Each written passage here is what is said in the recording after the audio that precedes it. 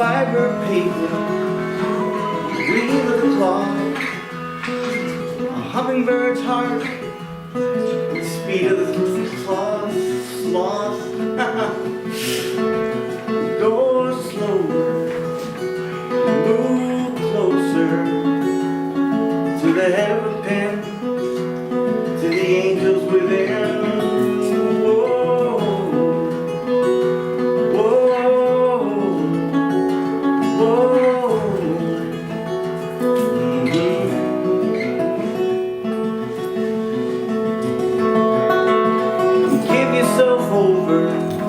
Something green, the veins of a leaf, nature's machine, the fiddlehead fern, as it starts to unfurl. Reach for the sky, see your place in this world. Go slower, move closer to the head of a pen, the angels within.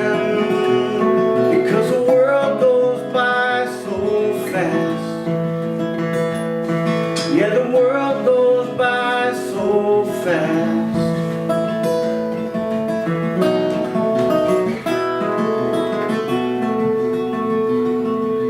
Give yourself over. No, I sang that already. I know it's good you can sing it again. Power of repetition. But the last piece, that was the last verse, really, I'm pleased with the last verse. Push yourself into the space between stone and the start of a diamond between muscle and bone. At your beginning, to just a moment before it gets set into motion and becomes so much more. No slower,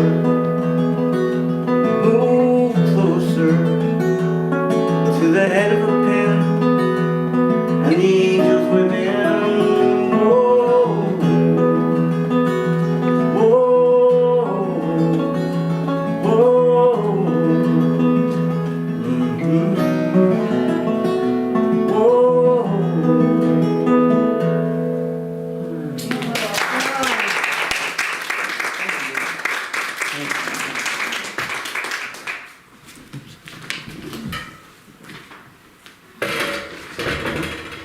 And that was Andrew Dunn, our special musical inspiration for this morning. Andrew comes with... He's here to serenade us regularly now, so we're very appreciative of it. And we are pleased with you as you are pleased with that last stanza. Thank you. So, welcome to the Center for Spiritual Living, Morristown. This is going to be a rebroadcast, and we are very happy that you're here. We are very grateful for our spiritual community, for practitioners and Reverend Frankie, and for our special speaker today, Reverend Nicolette Siragusa. And you will hear about her in just a little while. So, being the Center for Spiritual Living Morristown, we have a vision. And our vision is transforming lives through the science of mind, philosophy, faith, and way of life. Our mission statement is providing spiritual inspiration to individuals that lifts up each one and to transform their lives in ways that create a world that works for everyone. And don't we all want that? Okay, this year's theme is a grand rising, and our June theme is holy boldness, and Reverend Nicolette's talk will be on, can God give you more than you can handle? So I hope that's piqued your curiosity. And my name is, I said Gail W. Wardo.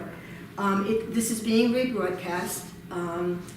Let us know today on Facebook where you're from, what you're interested in, how you relate to us in a way, and what experience and if you've had questions or tips for us. We would love to hear from you. Use the bubbles, use the chat, and feel free to participate.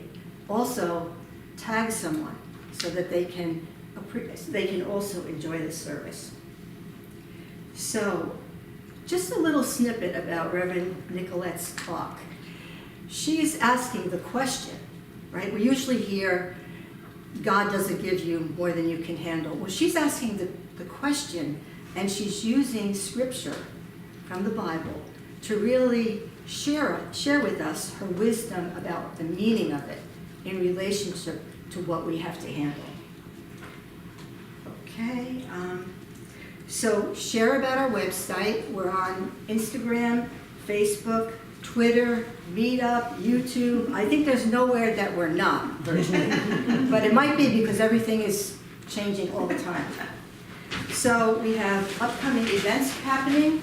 And by the way, we just had a great workshop with Reverend Patrick Carbula on busting loose from the money game last Thursday.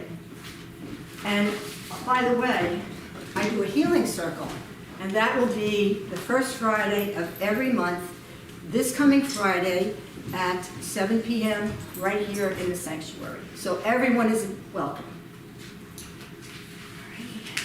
All right. Now, we have a book study with Reverend Frankie on a book study and exploration on the spirituality of aging. I need that.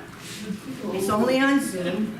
It's 6 Wednesdays from 6:30 to 8 p.m., beginning August 7th and going through September 11th.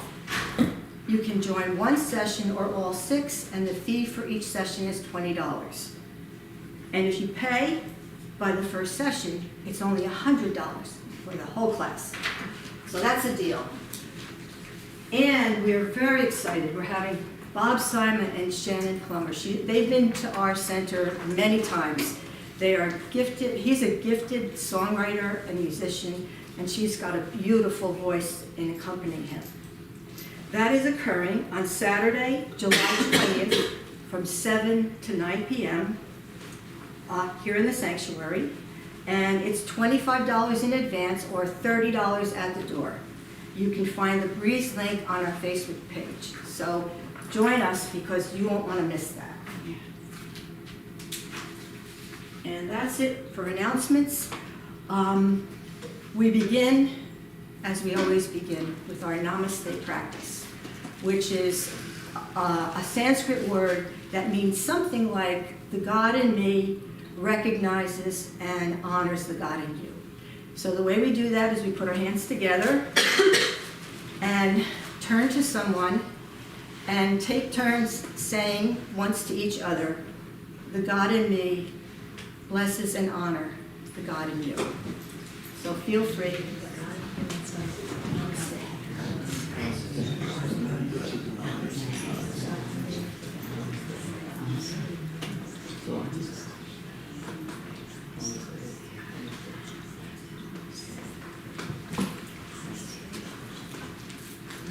Okay, I know you don't want to miss anybody. So, now it's time for a spiritual mind treatment, an opening prayer. It's an opening affirmative prayer that brings us into the awareness of God and its presence through our entire celebration. So if you feel like closing your eyes, otherwise keep them open as we begin. I know there is one life, one infinite intelligence, one divine creator and orchestrator of all life. I recognize it, I call it God, but it can be called anything because it is universal intelligence. It is the light behind the darkness. It is the truth that operates throughout creation. And in recognizing it for myself, I recognize it for each and every one here because this presence is everywhere, in everyone, at all times. And I know this morning that in particular, God's presence is within each one of us today. It is actually the activity that is flowing through our celebration with ease and grace and divine wisdom. And we know that this wisdom today is being brought to us by Reverend Nicolette Saragusa.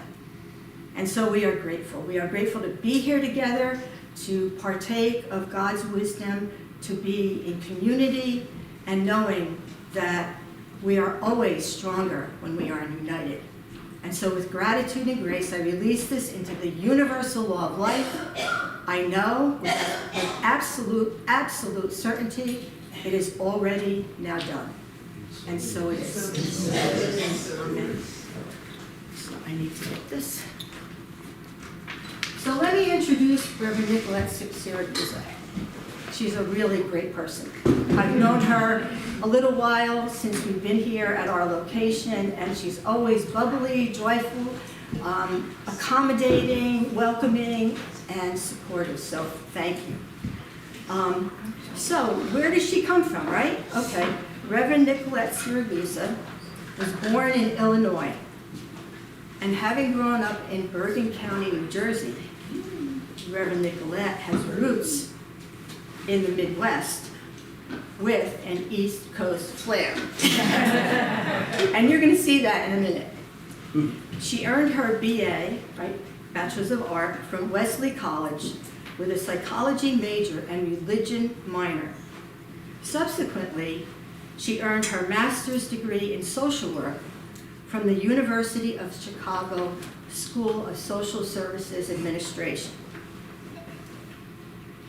And more relevant lately, she earned her master's degree in divinity from Chicago Theological Seminary. Reverend Nicolette's early career focused on social work with marginalized communities. We love her already. Including adolescent girls, formerly homeless women, the elderly, and the caregivers.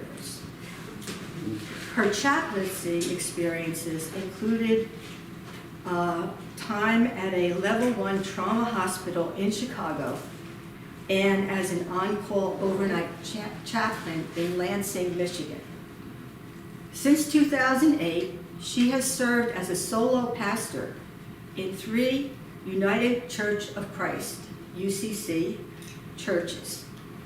The first Congregational UCC of Grand Ledge in Michigan from 2008 to 2016, the Bolton Congregational Church of Bolton, Connecticut from 2016 to 2019, and more recently, since 2019, she's been the pastor, the reverend, and the spiritual leader at Brookside Community Church, which is not so far away from us. So, Reverend Nicolette's worship service is joyful and spirit-filled as she combines creativity with deep attentiveness to Scripture. Her worship leadership is joyful and spirit-filled as she combines creativity with deep attentiveness to Scripture. She believes in the power of community and seeks ways for organizations to partner together. Thus, she was elated to welcome us, the Center for Spiritual Living Morristown, to our new home for the past couple of years on the Brookside campus. And she looks forward to sharing worship this morning with you. Her reflection, "God won't give you more than you can handle," will turn this common phrase on its head and explore individualism and whether we can actually live into holy boldness all on our own. So please give me a warm welcome.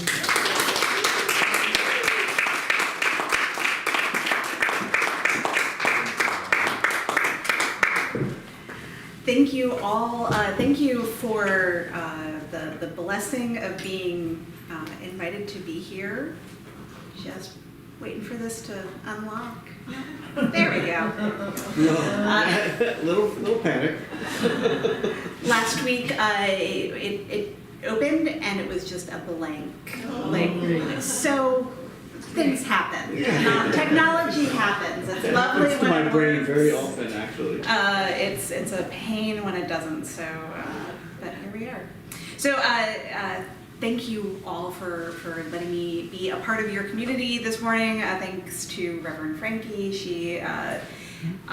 I was delighted when she reached out because, as Gail mentioned, partnership is so important to me, community is so important to me.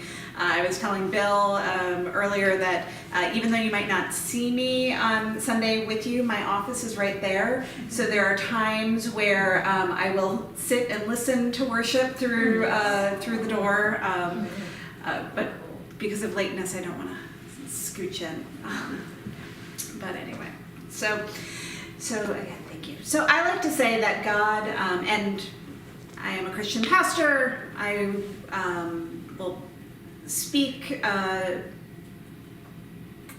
be using primarily Judeo-Christian terms like God, but I hope that you hear that and receive it in whatever way makes sense to you, whatever way connects with your spirit. So this is language that I am comfortable with, but it does not mean that I want to put that language on you. So I hope that is understood. So I like to say that God made me short for a reason.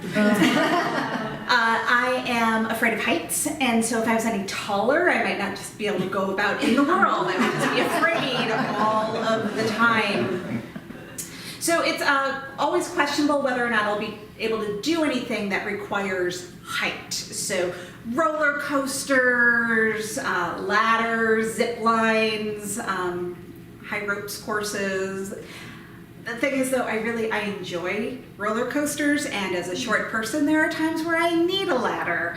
And my sister, who is like one of the luckiest people ever, she won a trip that included zip lining in Costa Rica. Was I not gonna go? Like, no, of course. She's as afraid of heights as I am, though, so we got to trade off being the brave sister. I'm older, so I had to be brave first, but so we worked on that.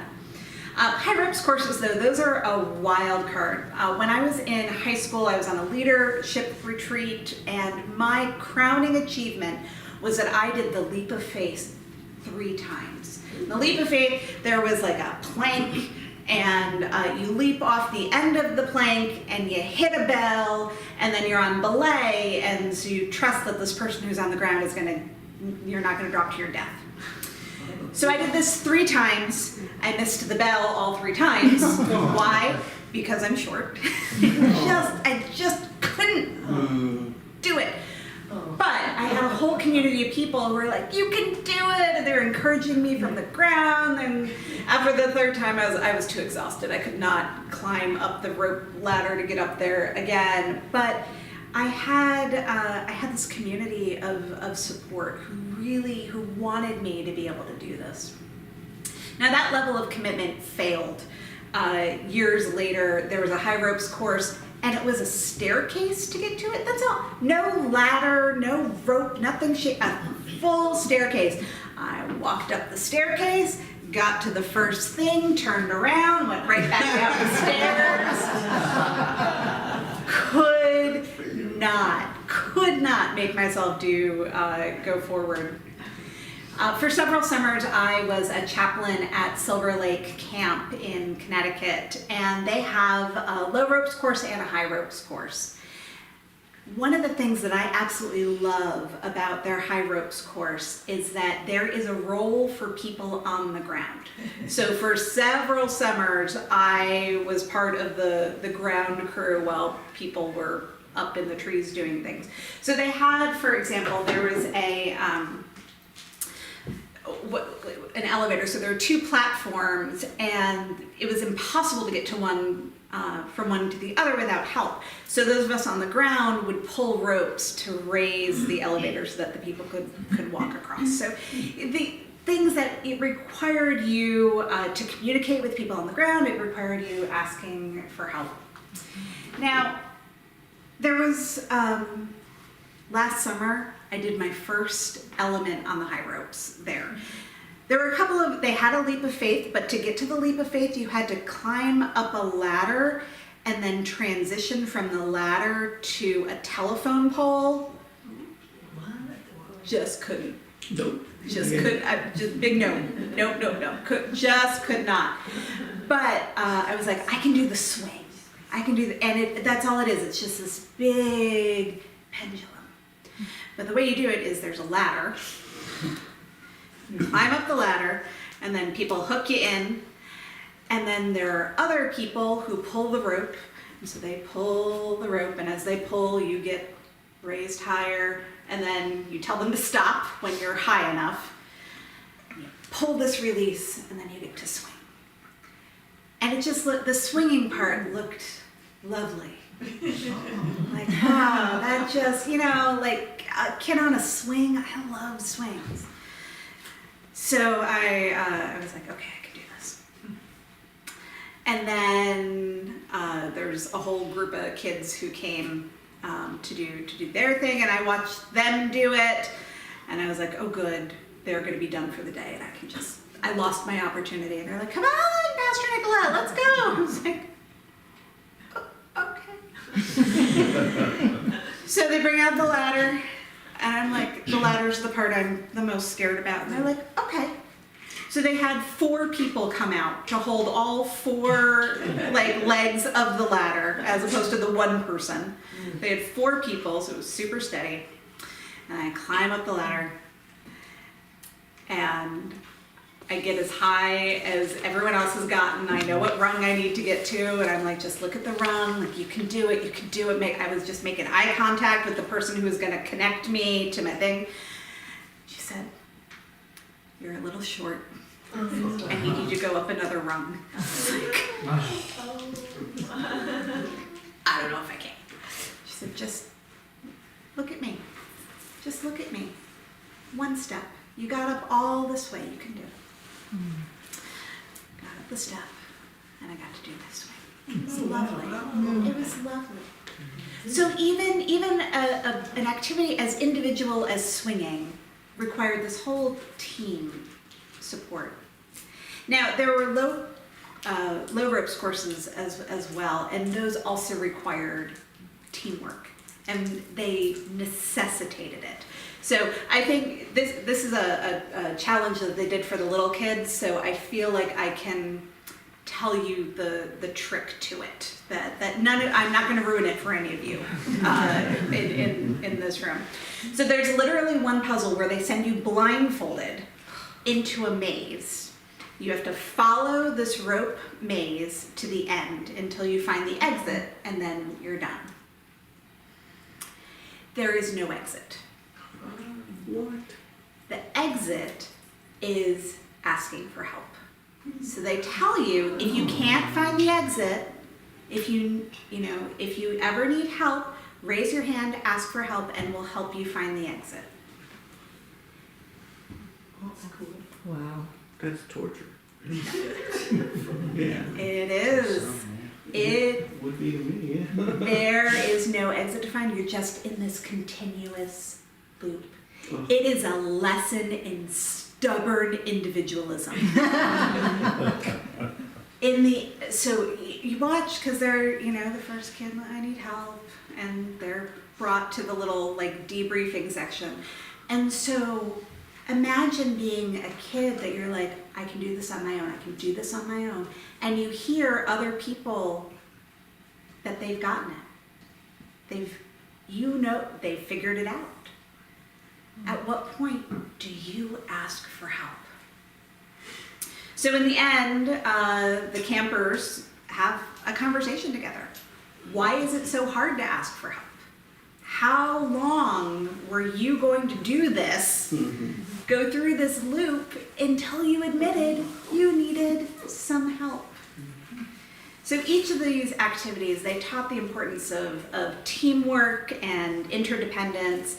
And then what do? We send these campers back into the world and into a culture that celebrates individualism, right? Pull yourself up by your bootstraps and, don't mind that, yes, taxes paid for the road that got to your factory, but you did it all yourself, right? We have this myth of individualism where we really need community.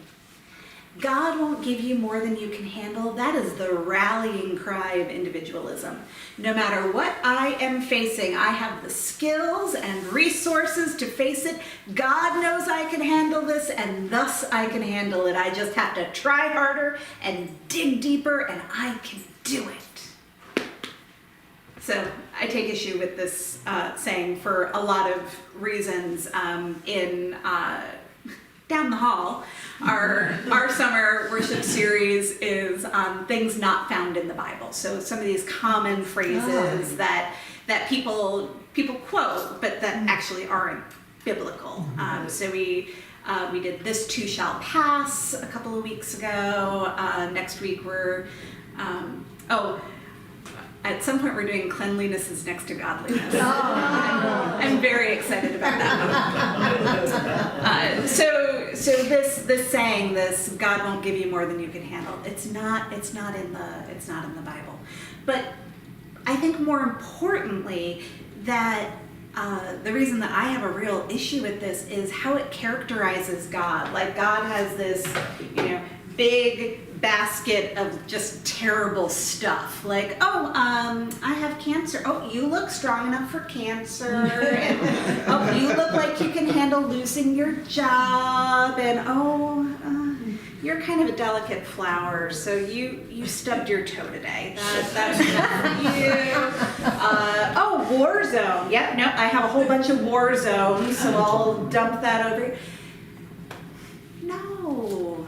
So in the Christian tradition, we have the first letter to John says God is love.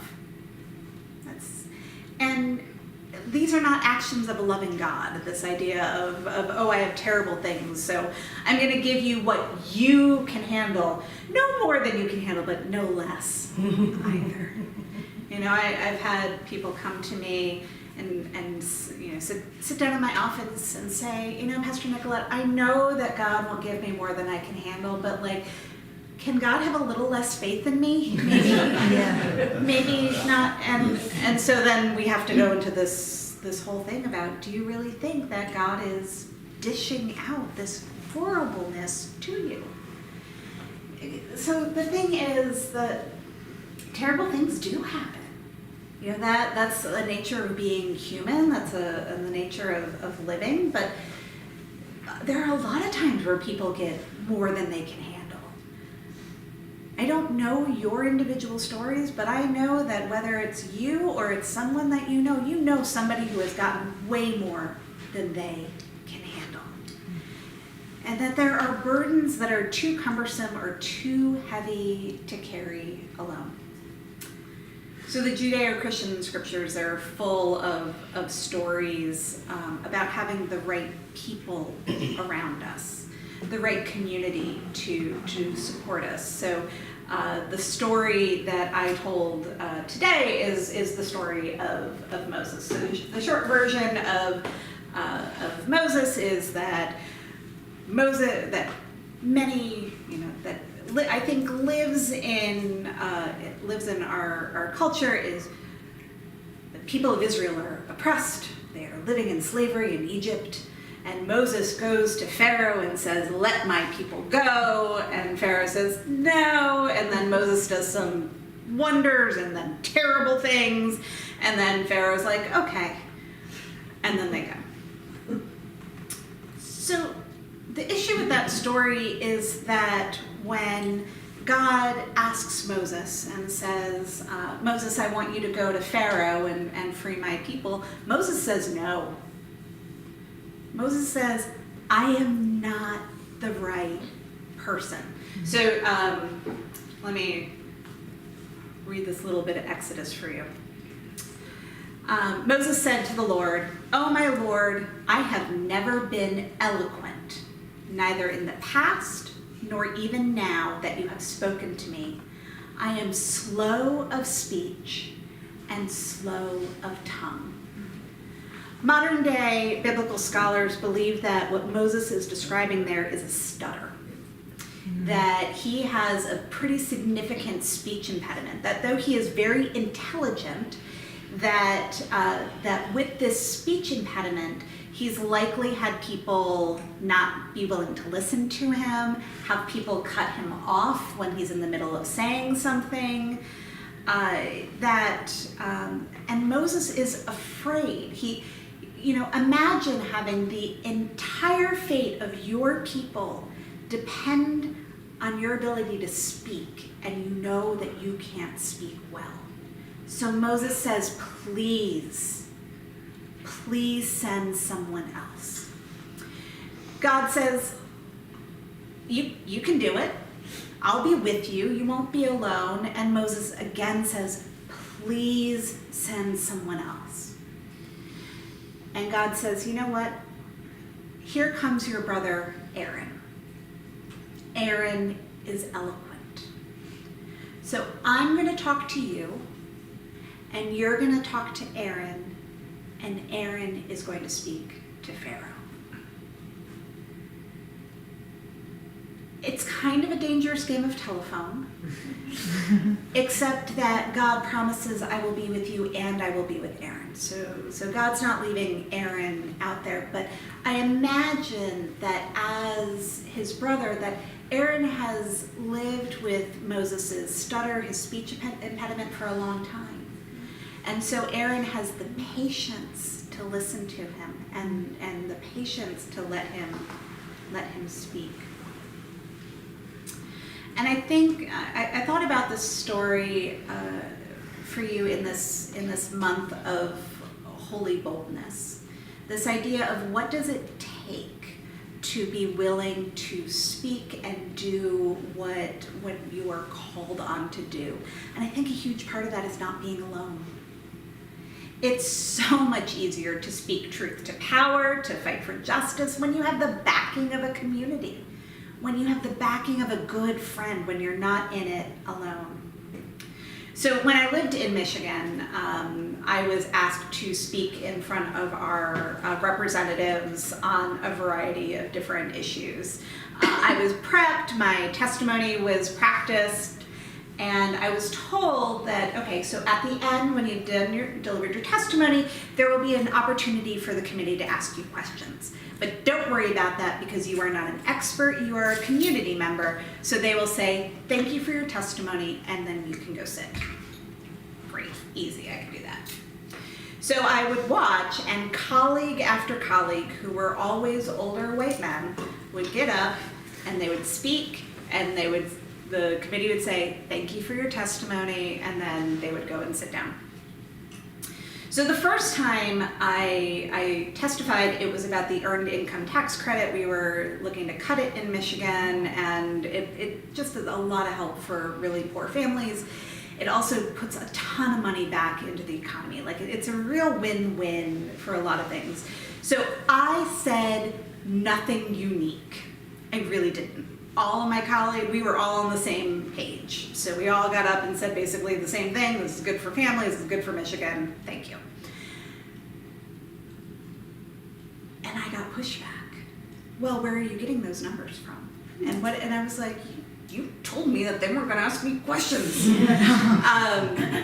So the first time I was really caught off guard. Later, I came to understand that, because at this point I'm in my early 30s. I'm a young woman. I am different. I was like, oh, you don't like this. I am threatening to you.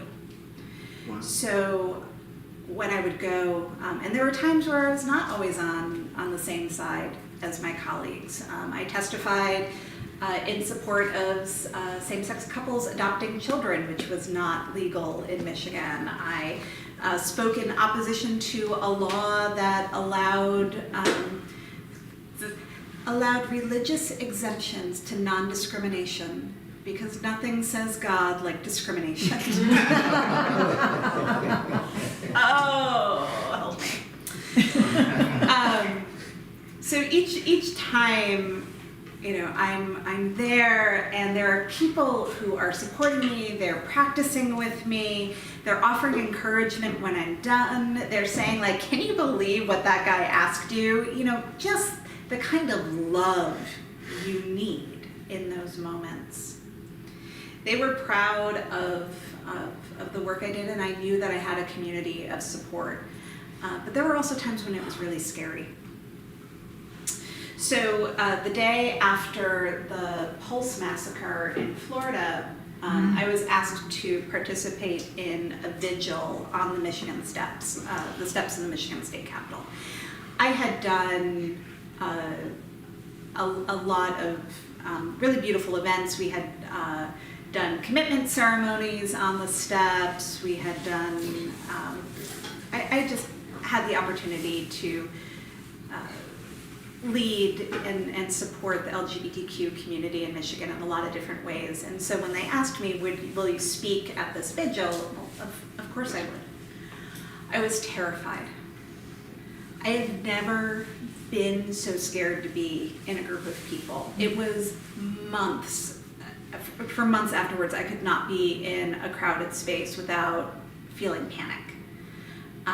I was in my car, I was crying. I was like, okay, you're supposed to be here and encourage people, and like, you're scared to death. This is not okay. So I tried to center myself, went with this community of people I just loved.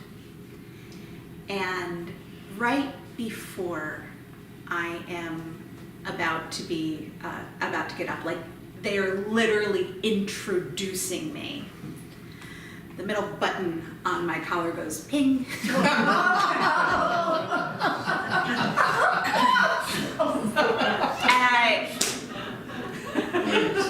I was afraid of many things that day. A wardrobe malfunction was not one of them. And I looked at my colleague and I was just like, I don't know what to do. And she, right? I was like, in my purse I have a sewing kit. I have all of this stuff, but they're literally saying my name. And my colleague looks at me, and she was a very well-coiffed woman at all times, and she had this lovely rainbow scarf, and she took it off, tied it around my neck, arranged it thusly, and sent me up. And there is a picture of me, and it's one of my favorite pictures of all times of ministry. It's a picture of me. I have a bullhorn because we're on the steps and there's no sound system. I clearly have tears in my eyes, and I'm wearing this scarf. And the picture reminds me of community, of this loving support that I needed in order to be a loving support for others. It is something that I reflect back on often.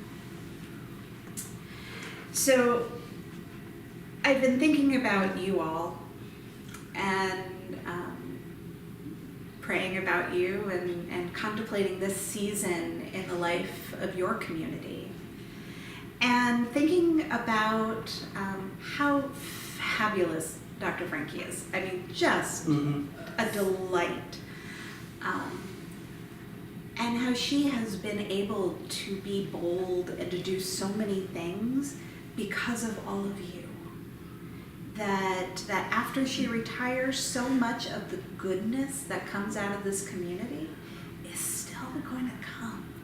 And what an absolute blessing you are to one another and to your community. And what a blessing you are to your leaders, and what a beautiful place, a beautiful spiritual center that you have built and that you continue to create together.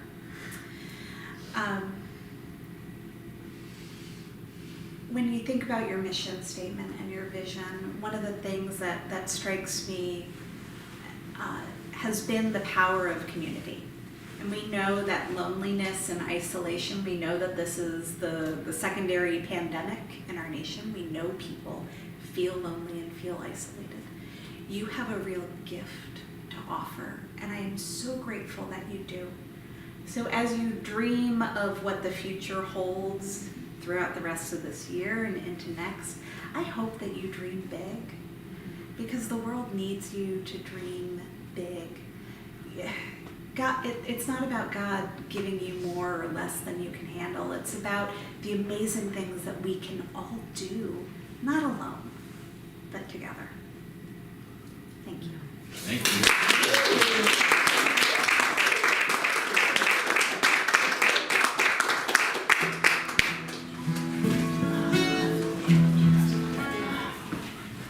I wish I had a song that reflected that. I don't yet. The next couple songs I'm going to do have to do with water.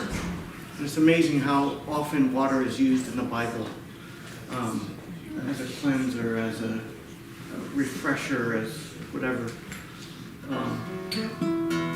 This is about that.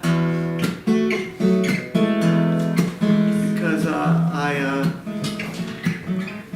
it was actually, yes, I remember this now. I was swimming at the YMCA, and as I was swimming, I was, aware of the wake behind me, and a lot of people notice that, talk about the wake you leave behind and things, and I thought, wait a minute, I'm making this wake in front of me too while I'm swimming, because you're disturbing the peace of the water and you're pushing through. And I remember thinking, I'll never get in front of that wake. Like, I'll never get ahead of myself, you know what I mean? It was kind of like a good analogy of life. You're never going to get ahead of where you are, So this is called Racing Ripples.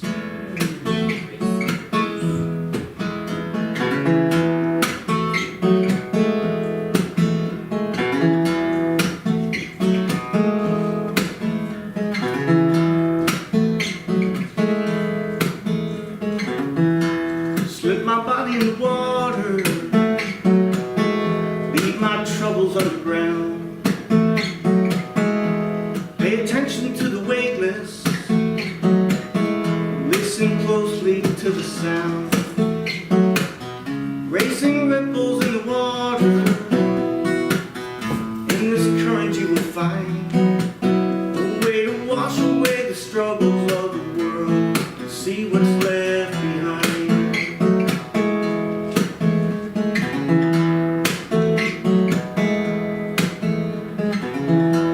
When your days are overwhelming and you're driven to your knees,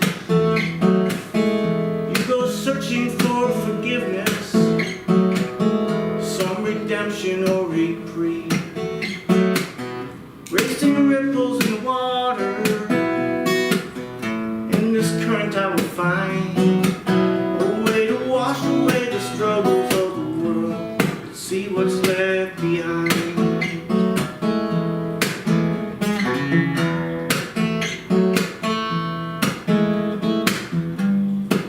In the wake of a dream brand new, at the edge of the sand where green meets blue, now I know what really matters. I've got it with me here, in the face of what is shattered. Time and distance make it clear. Racing ripples in the water,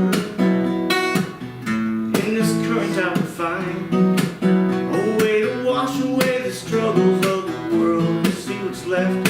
Wash away the struggles of the world and see what's left. Wash away the struggles of the world and see what's left behind. See what's left behind. Oh, see what's left behind.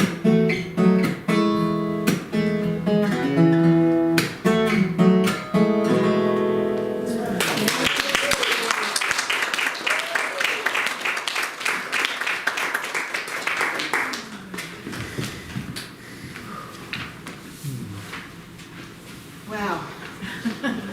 Thank you, Andrew, for the perfect song after that beautiful, inspiring talk by Reverend Nicolette. I was thinking, it kind of really flows with what your talk was, the song, because it really, you raise ripples in the water. But sometimes you don't do it alone, right? You know when you need someone or a community to help you with that. And I thank you for your wisdom and your inspiration. Gave me some ideas. Okay. So now that you've experienced Reverend Nicolette's talk, I'd like to give you just a couple moments to reflect on anything that has been needing your courage or your boldness. So if anyone can remember, or maybe it's happening right now, in just a few words, if you could just raise your hand and share that with us. Sorry, could you repeat that? Sure. So reflect upon the fact that probably somewhere in your life you've had the need to be either bold or courageous. And if you would like, if you feel comfortable just saying in a few words what that is, you know, we could get an idea, but we can also know, if no one shares, that we've had those and may in the future unfortunately have more of those challenges. So if anyone would like, okay, Elizabeth. Starting a new relationship. Starting a new relationship, boy, that's a big one. Thank you for sharing. Yes, Traveling cross-country in my car by myself to Seattle. driving cross country by yourself to Seattle, wow. Yeah, and back. Wow, and back, wow. That counts as 2 and back. Okay. Yes, that does count as 2. If there's anyone else. Joan. Getting older and aches and pains. Oh boy, I share that one. Getting older and sharing aches and pains. Just treading water. Just treading water. Maybe you need to make some ripples. And maybe not alone. Yeah. So, well, thank you everyone for sharing. And now I'd like to give you a couple minutes to just close your eyes, do a little practice with me. Just take a few deep breaths, feeling yourself seated and comfortable. And now, allow your body and your mind to more fully relax. As much as possible right now. So, as you take time for reflection, I invite you to just do a quick personal inventory on an area of your life where you have felt the need to be bold or courageous.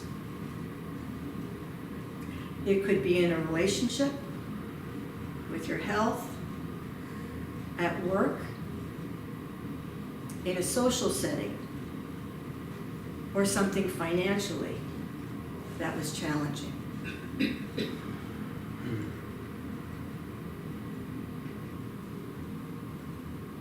And you realized that you needed to take some kind of action. And you might have had some of the feelings that Reverend Nicolette talked about in her courageous and bold experiences. And it's a time when you were uncertain whether you could accomplish or address it all on your own. And you may have a few feelings that come up as a result of this. And then you realize that you need some form of help or support from someone else or from some group of people. Could even be your spiritual community.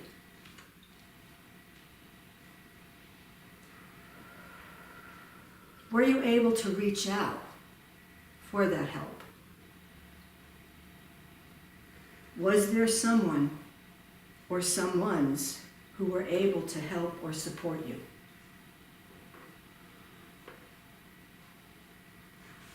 If so, what was it like to have that help or support?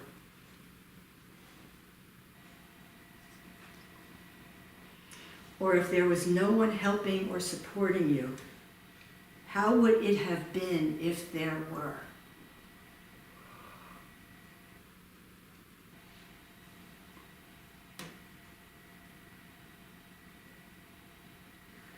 And I invite you to notice your feeling or reaction to being helped.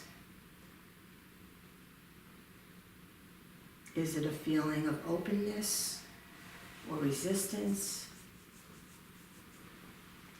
or some other hesitation?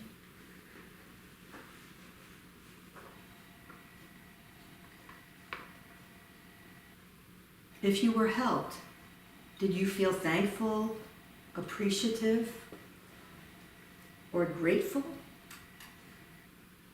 Or was there some other feeling? For those of us that feel like we need to do it on our own. And I invite you to imagine that whenever you need someone to help or support you, that they are there.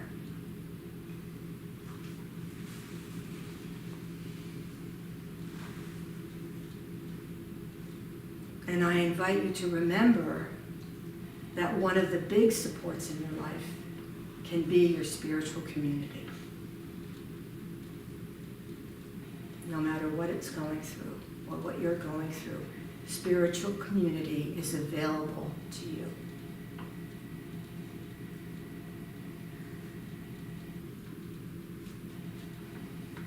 And so just notice how your body and your mind feel right now. Is there a difference from when we first started this exercise?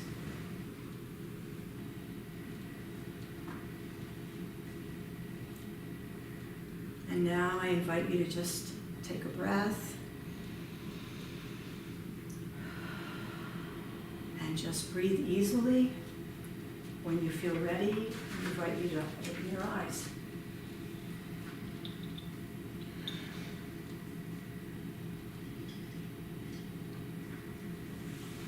And sometimes it's hard to come back from a meditation or a practice, right? Yeah.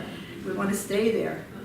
Well, and this is always something, any kind of practice we do here is always something you can do at home for yourself. And it doesn't have to be perfectly the way we did it here. So it's just available to you. And so now I want to say that this is our time for spiritual giving and receiving, knowing that there is this divine law of circulation. It's one of the laws that we believe in here at the Center for Spiritual Living, Morristown. And so in that spirit of, and that law of circulation, when we give, we do receive. We do receive something back. We just have to notice what it is, and sometimes we can even ask for it, right? What would we like back?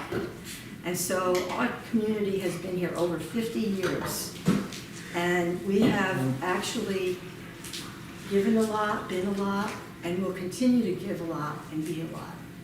So we invite you to reciprocate in whatever way you feel ready, in whatever way you can, through financial donations, for volunteering, or some other way that you feel that you would like to give back. We are open to hear all of that. So I invite you then to share with me our affirmation. As I give, I receive. And in fact, I receive even more abundantly. And we end with, and so it is. And not an afterthought. This is our basket for contributions. We are, there are definitely many ways you can give. You can text to give, you can use Venmo, you can use PayPal, and there's always something I forget. You can actually give here. And also I believe on our website. So I invite you, when you feel moved, to just give of your blessings, knowing that it will bless us even more. Okay, Andrew. Okay. I guess I will.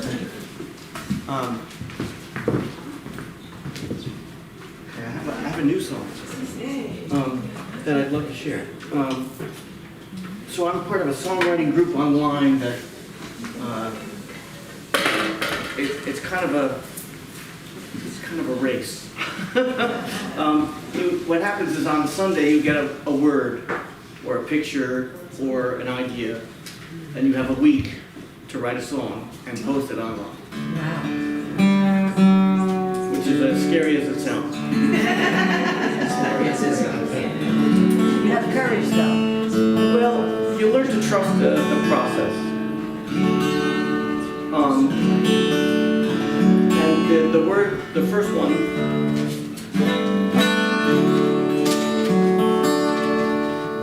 was the word rinse. Yes, so, many things, but this is what ended up coming out. And it's called Don't Fight the Water. And the idea is, you know, when you're, it's like they talk about in a riptide, you don't fight it, you go with it, right? And that's the idea that, you know, well, I explain it.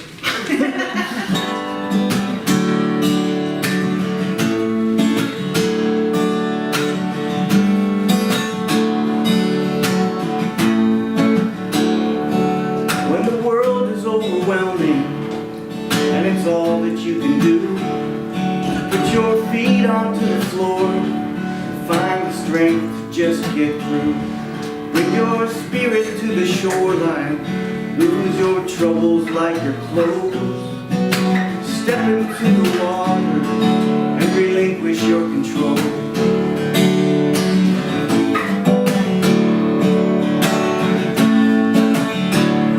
Life's relentless like the ocean, always pounding on the shore. Low tides leave you longing, high tide you can't take anymore. The water's always moving, you can't find a place to rest. Just keep your head above the water, fake a smile, and do your best.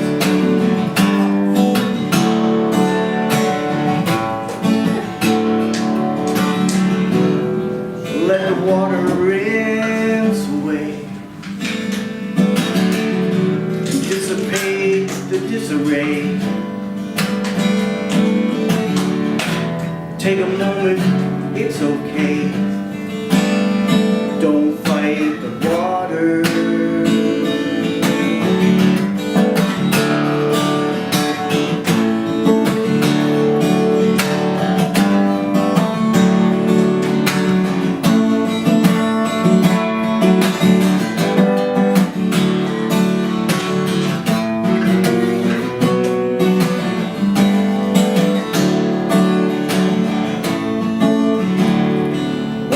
Saying that it's easy, or that the world is not unkind, but there is peace in moving water if you change your state of mind. Bring your spirit to the shoreline, lose your troubles like your clothes. Step into the water and relinquish your control. Yeah, step into the water and relinquish your control.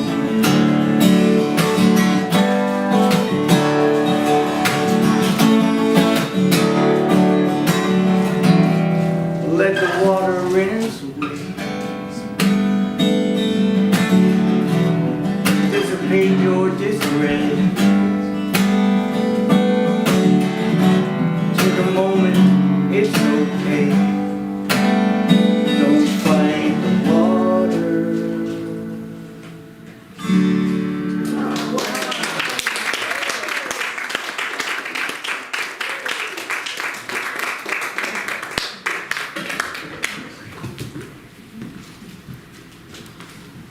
Again, a very relevant song for today's service, so thank you so much, Andrew. So give him a big hand. And we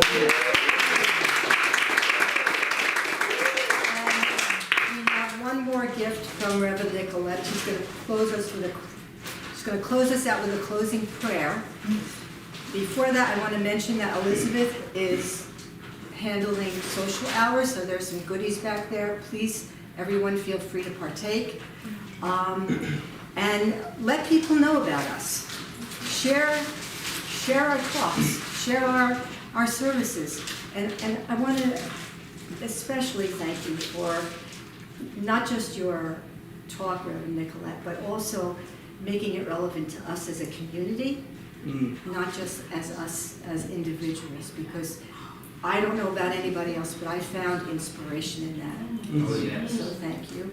And one last thing, if people are moved to want prayer, spiritual mind treatment, I will be up here, and feel free to come up and join me.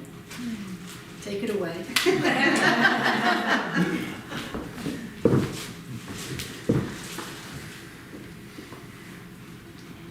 If you'll allow me a moment.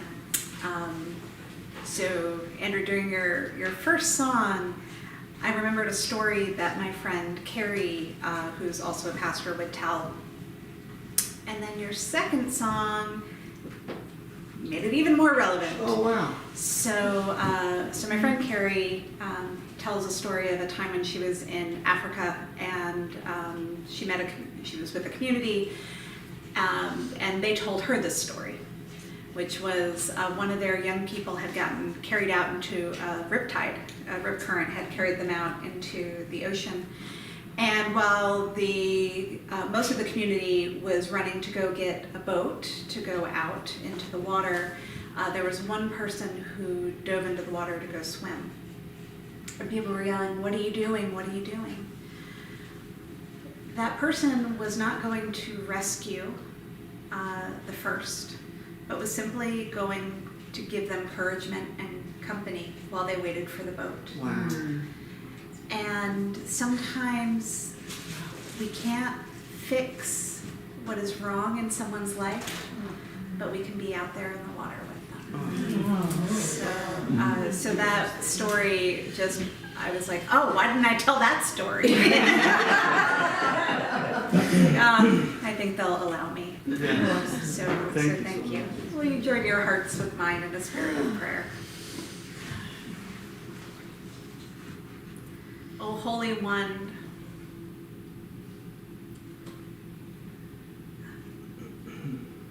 O Holy One, O Holy One who is in oneness with us all, who ties us together. Thank you for the gift of relationship. Thank you for friends and family, chosen family, family of faith, kinship ties, ties of love, religious and spiritual communities, neighbors. Thank you for surrounding us with so many people who have so many gifts. And thank you for what you have given us. Help us to use our gifts in complement of one another, to bring about a world of peace and justice and equity.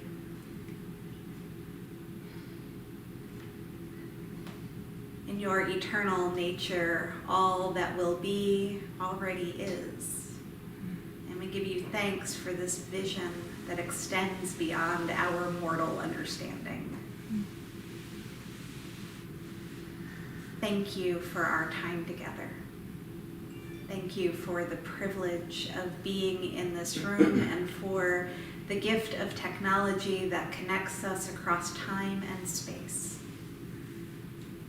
Bless us and bless the ties that bind now and always. Amen. Amen.